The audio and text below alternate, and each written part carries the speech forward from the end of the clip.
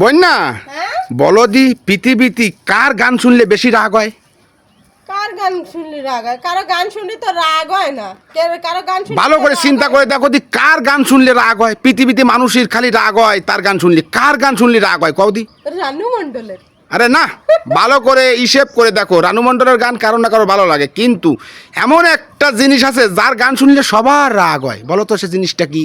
গান শুনলে রাগ হ্যাঁ, হবে। তার গান শুনলি সে বিনা বিনা পারিশ্রমিক ভাবে গান গায়, বুঝছো? গান কোনো গায়? বেতন লাগে না, কিছু লাগে না, সে খালি গান গাতেই থাকে, আর মানুষ কিন্তু রাগ হয়।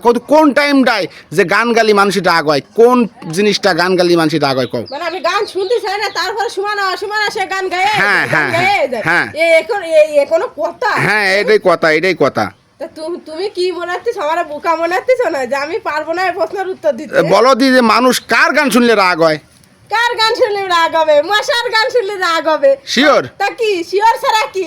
যে সমানে অসমানে গানের দ্বারা বান বান বান বান করতেই থাকে, তাই তো মানুষের রাগ হয়। তাই? তা কি এ কি মনে সঠিক হচ্ছে? উত্তর মনে হচ্ছে তোমার? হ্যাঁ, এটাই সঠিক উত্তর। দেখ পানি দেখলাম সঠিক উত্তর। দেখে না কমেন্ট বক্সে দেখে না তুমি। আচ্ছা দেখ পানি না, দেখে নে। বুঝবানি যে তোমার মাথায় জ্ঞানও আছে কিনা। হ্যাঁ আছে, আমার মাথায় গেলু আছে।